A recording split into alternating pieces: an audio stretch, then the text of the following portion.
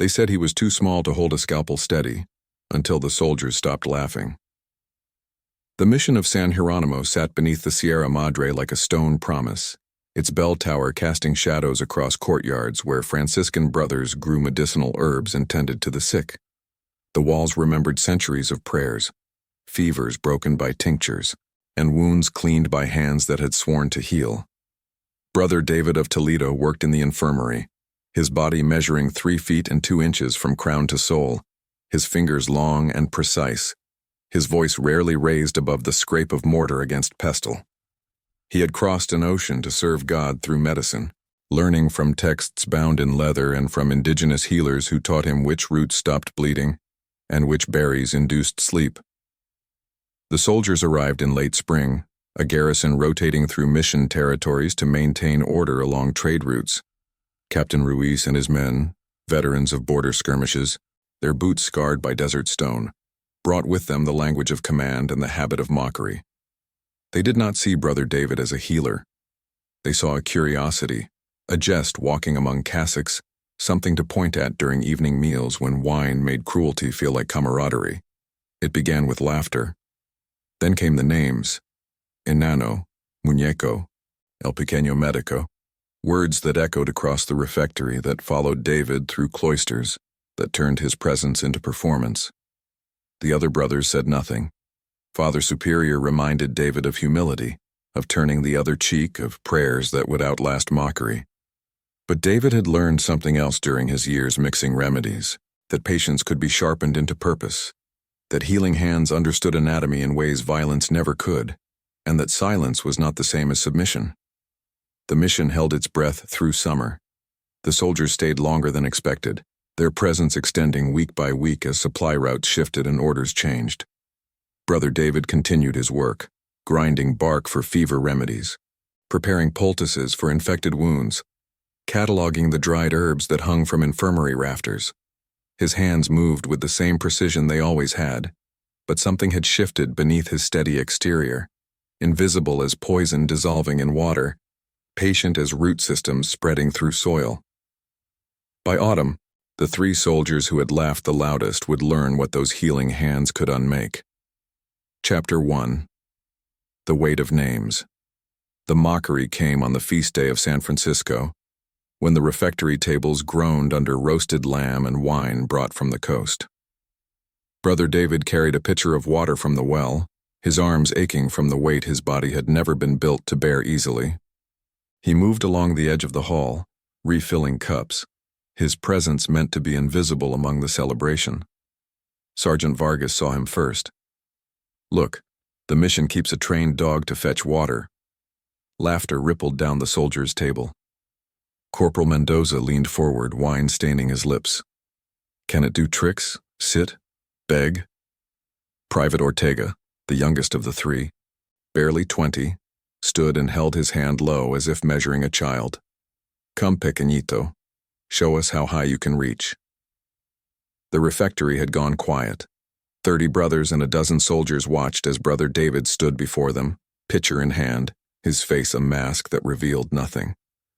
Father Superior's voice cut through the silence. "That is enough. Brother David serves God as we all do, but Sergeant Vargas was drunk enough to push further. Serves God?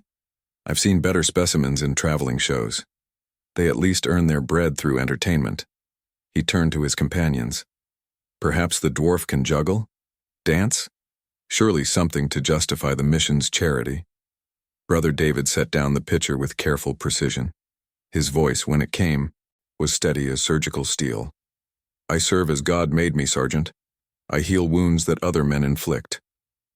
He met Vargas's eyes without flinching.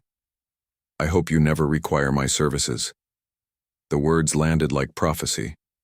Vargas's smile faltered, then hardened. A threat from a creature half the size of a man. How amusing. He raised his cup, to the brave dwarf doctor who tends to scraped knees and spider bites. More laughter. Brother David turned and left the hall, his footsteps soundless on stone worn smooth by centuries. Behind him the soldiers returned to their feast, believing they had won something. They did not see his hands trembling as he crossed the courtyard. They did not see him enter the infirmary, where shelves held tinctures numbered and labeled in his careful script. They did not see him kneel before the altar in the chapel and pray, not for forgiveness, not for humility, but for the strength to endure until purpose revealed itself. Outside, the mission bell tolled evening prayers. The sound rolled across stone walls and herb gardens, across soldiers drunk on victory and brothers bowed in silence. Somewhere in that sound a decision crystallized, hard and patient as iron beneath soil. Brother David rose from his knees. His work in the infirmary awaited. Preparations to catalog, supplies to organize, instruments to sharpen. He had learned long ago that small hands could hold steady when larger men shook, that precision mattered more than strength, and that the body's vulnerabilities were mapped in texts the soldiers would never read. The mission settled into night. Candles guttered. The soldiers' laughter faded to snoring. In the infirmary, Brother David worked by lamplight, his shadow enormous against the wall, his fingers sorting through dried nightshade and monk's hood with the care of someone who knew exactly what each plant could unmake. Chapter 2. The Anatomy of Waiting. The soldiers remained, and Brother David became invisible in the way useful things become, present but unnoticed, like water or bread. He tended their minor ailments when they appeared at the infirmary door. Ortega's infected blister, Mendoza's stomach troubles from spoiled meat, Vargas's persistent cough that autumn winds had settled into his chest. Each time, David administered remedies with the same careful attention he gave to all patients, his face neutral, his words minimal. "Drink this twice daily," he would say, handing over a clay cup of bitter tea. "It will ease the inflammation." They accepted his ministrations without thanks, as if healing were something owed rather than given. Sometimes they made jokes about his height, his careful movements, his silence. Brother David absorbed these words like stone absorbing rain, showing nothing, remembering everything. But he was learning. He learned that Vargas drank heavily each evening, that wine made him careless and loud. He learned that Mendoza suffered from weak digestion, that certain foods left him doubled over in the latrine. He learned that young Ortega took pride in his hands, calloused from sword work, but still vain, regularly oiled and inspected for scars that might mark him as less than perfect. Brother David cataloged these vulnerabilities like symptoms in a medical text. He made notes in his personal journal, entries disguised as patient observations. Subject exhibits tolerance for alcohol, but impaired judgment. Subject's digestive weakness responds to emetic compounds. Subject displays concern for physical appearance, particularly extremities. In the herb garden, he worked alone, harvesting autumn's last offerings. The other brothers gave him space, some from respect for his knowledge, others from the lingering discomfort his presence caused. Brother David preferred the solitude. It allowed him to gather the plants he needed without questions: wolfsbane roots, carefully dried and ground, hemlock seeds stored in labeled jars, the pale mushrooms that grew near the mission's cemetery wall, their toxins well documented in his medical texts. None of these alone would kill. Brother David had no interest in murder. Murder was crude, obvious, the work of men who understood only force. But damage, permanent, precise, irrevocable damage, that required knowledge. That required a healer's understanding of how bodies could be unmade without being destroyed. Brother Antonio found him one afternoon sorting through surgical instruments, scalpels inherited from Spanish physicians, bone saws for amputations, cautery irons for sealing wounds. The old monk paused in the doorway, watching David's small hands move across steel. "You sharpen them often lately," Brother Antonio observed. "Dull blades cause unnecessary suffering," David replied without looking up. "Precision requires maintenance." And what requires such precision these days? We have few patients beyond the usual fevers. David set down a scalpel, its edge now keen enough to split hair. "Preparation is its own form of healing, brother. We must be ready when suffering arrives." Brother Antonio studied him with eyes that had seen 40 years of mission life. "The soldiers will leave eventually. Captain Ruiz expects orders to move north within the month." "Yes," David said softly, "but a month contains many nights."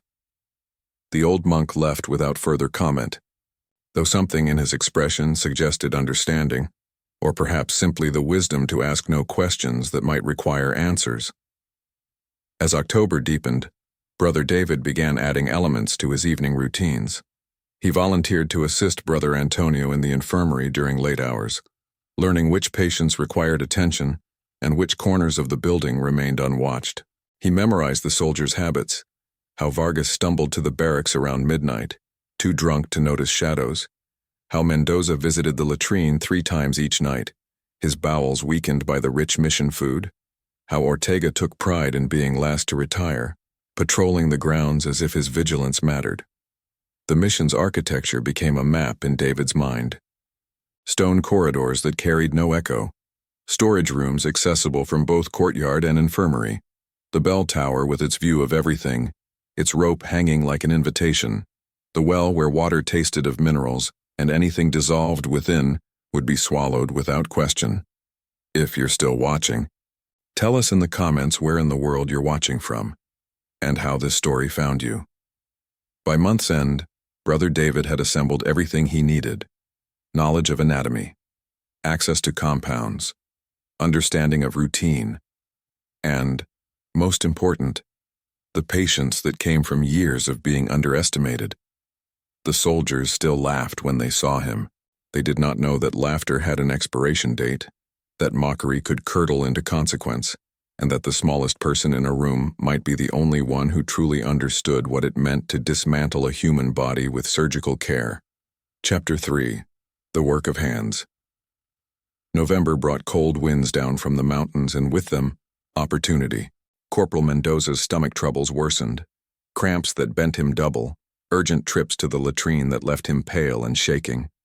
He appeared at the infirmary door on a Tuesday morning, pride finally overcome by discomfort.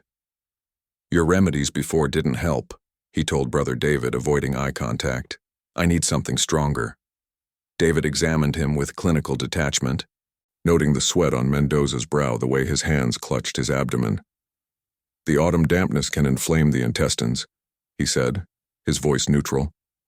"I can prepare a tincture that will ease the spasms, but it requires careful dosing. Too much, and you'll sleep for days. Too little, and the relief will be temporary." "I don't care," Mendoza groaned. "Just make it stop." Brother David prepared the mixture in full view. Chamomile for show, valerian root for genuine sedative effect, and a careful measure of white hellebore, not enough to kill, but enough to induce violent purging and weakness that would last for weeks. He added honey to mask the bitterness and handed it over in a clay cup. "Drink half now, the rest before bed," he instructed. "Avoid heavy food. Stay near the latrine. The medicine works by expelling toxins, so you will feel worse before you feel better." Mendoza drank without hesitation, grimacing at the taste but too desperate to question. Within hours he was confined to his quarters, seized by violent cramps and purging that left him unable to stand. Brother David visited him twice daily with additional treatments, doses carefully calibrated to maintain the illness without causing death. Each visit, he made notes. Patient shows, expected response. Duration estimated at 2 to 3 weeks. Physical capability severely reduced. The other soldiers assumed food poisoning. Father Superior assumed God's punishment for gluttony. No one suspected Brother David, who tended Mendoza with the same careful attention he gave all patients. His small hands precise with spoons and cups, his voice soft with false comfort. With Mendoza incapacitated, the pattern shifted. Sergeant Vargas drank more heavily, perhaps stressed by reduced numbers. Private Ortega took on additional duties, including late-night patrols around the mission grounds. Brother David observed these changes, adjusting his preparations accordingly. In the infirmary's back room, he worked on specialized preparations, from texts bound in cracked leather, medical volumes that described not just healing but the precise mechanisms of damage. He had learned about nerve agents, about compounds that could cause permanent loss of sensation, about toxins that targeted specific tissues while leaving others intact. Monk's hood, properly prepared, could induce paralysis. Nightshade affected vision and motor control. Hemlock caused tremors and muscular dysfunction. But these required delivery methods more sophisticated than simply handing over a cup. They required direct application, proximity, opportunity, and most of all, distraction. The opportunity came on a Saturday evening when Vargas, deep in his cups, knocked over a candle in the barracks. The small fire was quickly extinguished, but not before singing the sergeant's left hand. Brother Antonio sent word to the infirmary. Vargas needs burn treatment. Send someone. Brother David went alone, carrying his medicine bag. He found Vargas sitting on his bunk, cursing and cradling his reddened hand. The smell of scorched cloth and skin filled the small room. "Let me see it," David said, setting down his bag. Vargas extended his hand reluctantly, his face flushed with wine and pain. "Make it quick, dwarf. I don't need your pity." David examined the burn, 2nd degree, painful but not severe. "I need to clean it first. Then apply a salve and bandage it properly, otherwise infection will set in." He pulled out clean cloth, a jar of honey-based ointment, and a small vial of clear liquid he had prepared that morning, a tincture of aconite carefully diluted. As he worked, cleaning the wound with meticulous care, he spoke in the monotone voice of routine procedure. "This will sting. Hold still." He applied the aconite-laced solution to the burn, watching as Vargas winced. The toxin would absorb through the damaged skin, beginning its slow work on the nerve endings. "The salve will ease the pain," David continued, applying a thick layer that would seal the poison against the wound. "Keep it bandaged for 3 days. Come back if you notice numbness spreading beyond the burn site." "Numbness? Sometimes the tissue dies from the heat," David explained calmly, wrapping the hand in clean linen. "It's normal, but if it spreads to your fingers or wrist, tell me immediately." Vargas nodded, already distracted by the wine bottle beside his bunk. "Fine, now get out." Brother David left without another word, his medicine bag lighter by one carefully prepared vial. He walked back across the courtyard, where the mission bell tower stood sentinel against the night sky, where stone walls held centuries of prayers and secrets, where the other brothers slept believing God's justice was a distant, patient thing. In the infirmary, he made another note in his journal. First application successful. Effects expected within 48 hours. Progression depends on absorption rate and patient's continued alcohol consumption, which dilates blood vessels and accelerates toxin distribution. The mission settled into night. In his small cell, Brother David knelt before a wooden crucifix and prayed, not for forgiveness, for he felt no guilt, but for precision, for steady hands, for the knowledge to unmake what mockery had tried to dismiss. Outside, the mountains held their breath, waiting for consequences to unfold. Chapter 4. The First Silence. By Wednesday, Sergeant Vargas could not grip his sword. The numbness had spread from the burn site to his entire left hand, creeping up his wrist like frost across glass. He returned to the infirmary, fear finally penetrating the alcohol haze that usually clouded his thoughts. "Something's wrong," he told Brother David, extending the hand. The bandage was stained yellow, not from infection, but from the salve slowly breaking down damaged tissue. "It feels dead, like it's not part of me anymore." Brother David unwrapped the bandage with clinical care, his face showing appropriate concern. The burn itself had healed poorly, edges blackened and the surrounding skin pale, almost translucent. He pressed a finger against Vargas's palm. "Do you feel that?" "No." He moved to the wrist. "This. Barely." David rewrapped the hand, his movements precise. "The burn damaged deeper tissue than I initially assessed. Sometimes the nerves die. It may recover partially, or it may remain permanently weakened. There's no way to know yet." "What do you mean, permanently?" Vargas's voice carried an edge of panic. "I'm a soldier. I need both hands." "Then you should pray," David said quietly, "because medicine has limits, and some damage cannot be undone by human skill." He prepared another treatment. This time, genuinely therapeutic compounds mixed with trace amounts of hemlock extract. Not enough to cause obvious harm, but enough to ensure the existing nerve damage would progress rather than heal. "Apply this twice daily, It may slow the deterioration. Vargas left with the ointment, his swagger replaced by the careful movements of someone newly aware of fragility. Behind him, Brother David cleaned his instruments with boiled water, scrubbing away any trace of aconite residue. The mission's routine continued around him. Bells for prayer, brothers moving through cloisters, the smell of baking bread from the kitchens. No one suspected. Why would they? Brother David was the healer, the small monk who served God through medicine. His hands had always been gentle, his voice soft. That he understood exactly how to guide nerve death along predictable pathways, how to encourage tissue necrosis while maintaining plausible deniability. This was knowledge hidden behind the mask of competence. Private Ortega noticed Vargas's condition that evening. "What happened to your hand?"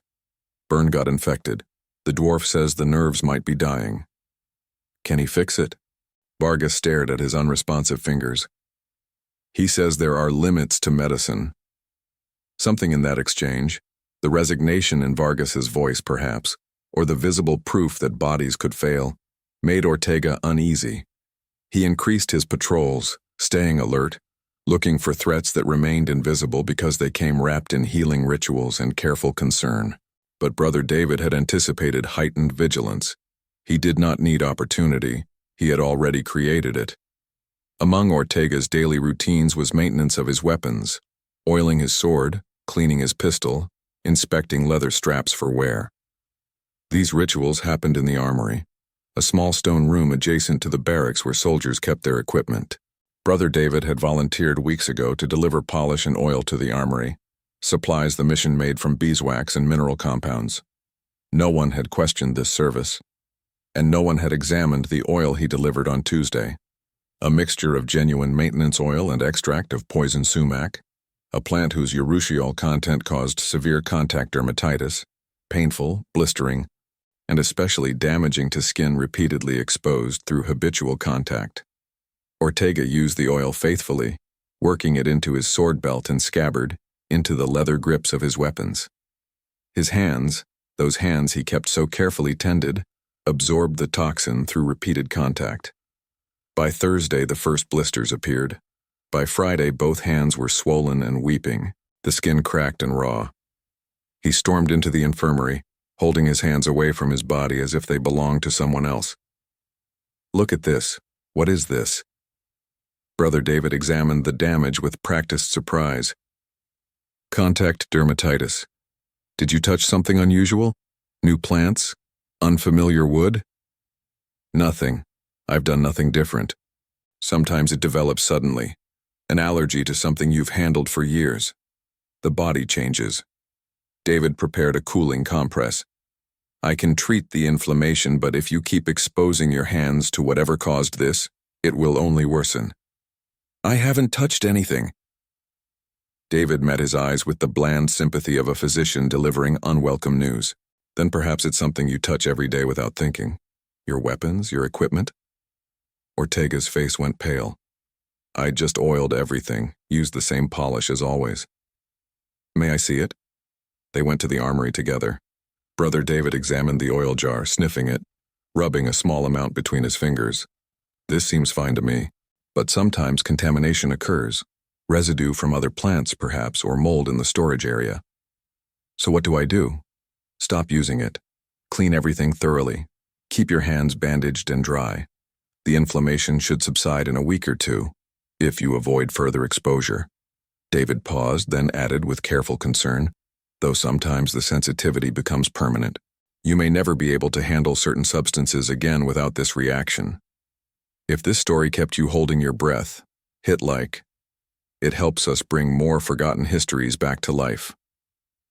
Ortega left with bandaged hands, his pride wounded deeper than his skin. He could not grip his sword properly, could not load his pistol, could not even button his uniform without pain. In the space of a week, 2 of the 3 soldiers who had laughed loudest were diminished, not killed, not obviously harmed by intent, but unmade with surgical precision, their capabilities stripped away by what appeared to be unfortunate medical conditions.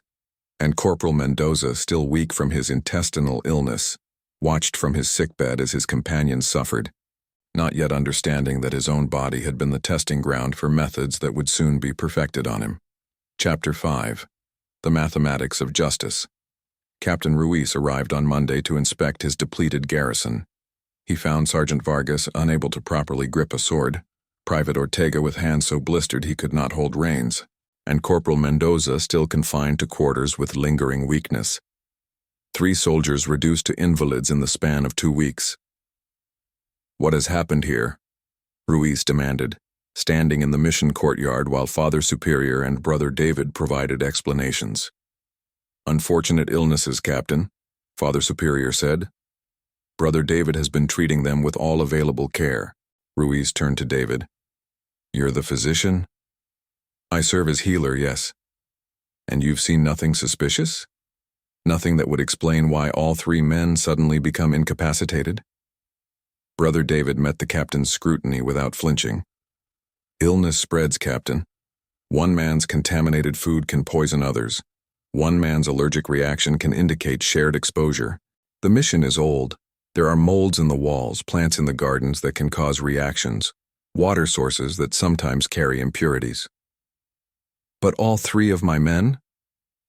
"All 3 spent time together, ate the same food, used the same facilities.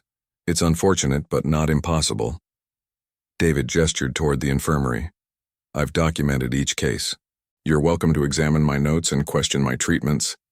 Ruiz did exactly that, spending an hour reviewing David's meticulous records. Each entry was clinically precise: symptoms, diagnoses, treatments administered, expected outcomes. Nothing suggested malice or intent. Everything pointed to a healer doing his best with limited resources against unfortunate circumstances. Finally, the captain closed the journal. "Your documentation is thorough." "I was trained in Salamanca before taking orders," David said. "Precision is a habit." "Then you'll understand my concern when I say that 3 healthy soldiers don't simultaneously become invalids without reason." "I understand. But sometimes reason is simply misfortune compounded by poor circumstances. The autumn dampness, the mission's age, the stress of garrison duty far from proper facilities. These things accumulate." David paused, then added quietly, "Though I suppose you could attribute it to divine judgment, if you prefer theological explanations to medical ones." Something flickered in Ruiz's expression. Not quite accusation, not quite acceptance. "Divine judgment for what?" "I wouldn't presume to guess God's thinking, Captain. I only treat his consequences." Ruiz left that afternoon with orders to relocate the garrison north as soon as the men were capable of travel. He assigned 2 healthy soldiers from another unit to assist with the move, and made arrangements for wagons to carry those who could not ride. "I want them gone within the week," he told Father Superior. "This place is unhealthy." But the week brought new developments.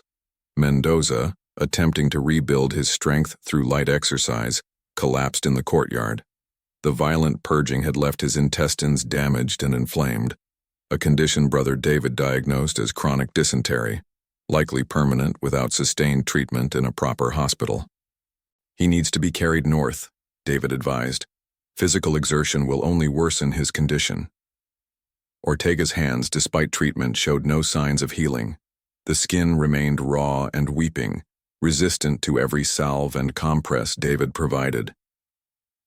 "The sensitivity has become systemic," David explained. "His body is rejecting the healing process itself. An immune response gone wrong. He may never regain full function in his hands." And Vargas's hand grew worse despite, or perhaps because of, continued treatments. The numbness spread to his elbow, the flesh taking on a grayish hue that suggested profound nerve death. David finally recommended amputation. "The dead tissue is becoming septic. If it spreads to his shoulder, it will kill him." "You mean cut off my hand?" Vargas stared in horror. "I mean save your life by removing what's already dead." Vargas refused, clinging to hope that function would somehow return. But by Thursday, fever set in. The sepsis David had carefully encouraged through strategic undertreatment was spreading exactly as he had calculated. Father Superior sent for a surgeon from the nearest town, but the rider would not return for days. By Friday evening, Vargas was delirious with fever, his arms swollen and discolored to the shoulder. Brother David sat vigil beside his bed, applying cooling compresses, offering sips of water mixed with willow bark tea that did nothing to stop the infection's progress. The other brothers whispered prayers. Captain Ruiz, returned to oversee the evacuation, stood in the doorway watching the sergeant die. "Your medicine failed him," Ruiz said to Brother David. "Medicine has limits," David replied, not looking away from his patient. "Some damage runs too deep to heal. Some wounds are inflicted before the healer ever arrives." "What wounds?" Ruiz demanded. The man burned his hand on a candle. Brother David finally turned to meet the captain's eyes. "I meant spiritual wounds, Captain, the kind that fester unseen until the body manifests what the soul has earned." "You sound like a priest, not a physician." "I am both. And sometimes I cannot tell which truth is more relevant, that the body fails, or that it fails for reasons we refuse to acknowledge." Vargas died that night, his body surrendering to sepsis that had spread from a simple burn through calculated neglect masked as diligent care. They buried him in the mission cemetery on Saturday morning, the bell tolling once for each year of his life. Brother David stood among the mourners, his face appropriately solemn, his hands folded in prayer. That afternoon, Captain Ruiz departed with the remaining soldiers. Mendoza and Ortega were carried in wagons, both men permanently diminished, their military careers effectively ended. The mission grew quiet again, its courtyards empty of soldiers, its routines returning to the ancient rhythms of prayer and labor. Chapter 6. The Weight of Silence. Winter settled over the mission like memory, cold and patient. Brother David returned to his work in the infirmary, cataloging the remaining stores of medicines, replenishing tinctures used during autumn's medical crises, grinding fresh herbs as the garden yielded its final harvest before frost. Father Superior summoned him one December morning. The old priest sat behind a desk worn smooth by centuries of predecessors, his face unreadable in the dim light filtering through narrow windows. "Captain Ruiz sent word," Father Superior said without preamble. "Corporal Mendoza died last week. His intestines finally gave out. Private Ortega has been discharged from service. His hands never healed. The infection became chronic." Brother David absorbed this information without visible reaction. "I'm sorry to hear it. I did what I could with limited resources." "Did you?" The priest's voice carried weight. 3 soldiers arrive healthy and leave broken, 1 dead of sepsis from a minor burn, 1 permanently crippled by digestive failure, 1 with hands so damaged he can barely feed himself, all within 2 months, all under your care. "I don't control illness, Father, I only respond to it. Captain Ruiz asked me if I thought you had harmed his men deliberately." Silence stretched between them. Through the window, the mission bell tower stood dark against winter sky. Finally, Brother David spoke. "And what did you tell him?" "I told him you are a man of God who has served this mission faithfully for 6 years. I told him your medical records are impeccable, your treatments by the book, your conduct beyond reproach." Father Superior leaned forward. "But I did not tell him what I think in the private spaces where God's judgment lives." "What do you think, Father?" "I think those soldiers mocked you. I think Sergeant Vargas called you half a man in front of 30 witnesses. I think Private Ortega treated you like a trained animal. I think Corporal Mendoza laughed at your expense." The priest's eyes were steady. "I think a man can be pushed only so far before something breaks, even a man who has sworn to heal." Brother David's voice remained level. "If you believe I harmed them, then discipline me. Report me to the bishop, have me removed from service." "On what evidence? Your records are perfect. Every treatment was justified by symptoms. Every outcome, while unfortunate, falls within the realm of medical possibility." Father Superior shook his head slowly. "You've been very careful, Brother David. Almost as if you knew exactly how far medicine could be pushed before becoming something else. I know anatomy, Father. I know how bodies fail. Is knowledge now a sin? Knowledge is neutral. Application is where morality lives." The priest stood, moving to the window. "I could send you away." transfer you to another mission where no one knows what happened here.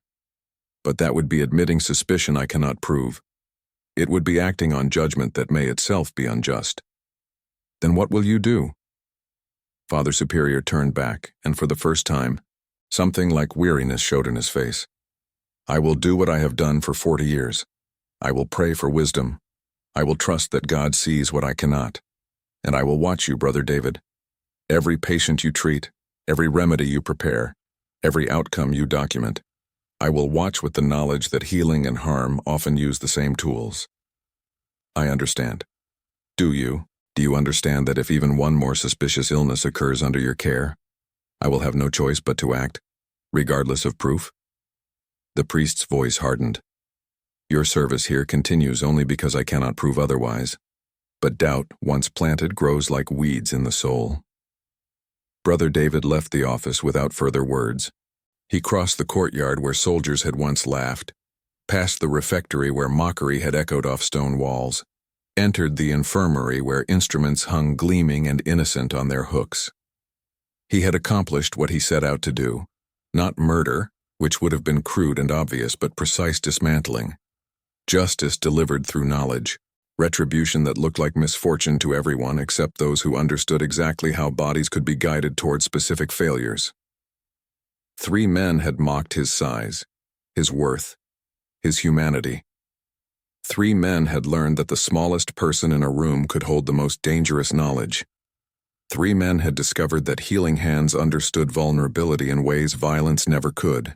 But now, standing alone in the infirmary he had transformed into an instrument of calculated harm, Brother David felt the weight of what he had done.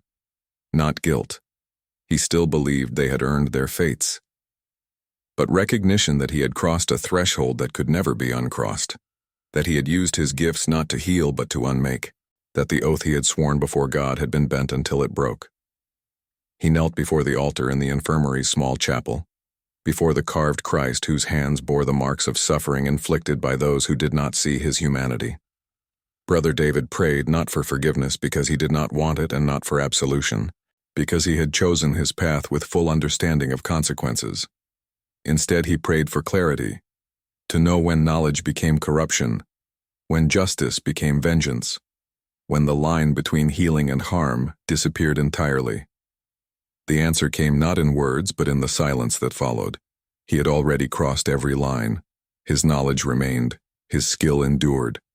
But what he chose to do with them now, whether to return to genuine healing or remain poised in the space between medicine and its shadow, that was the real judgment he would carry. Outside, the bell tolled evening prayers. Brother David rose from his knees and returned to his work, cataloging medicines, sharpening instruments, preparing for whatever came next. The mission held its breath around him, waiting to see whether mercy or calculation would guide his hands when the next patient arrived seeking care.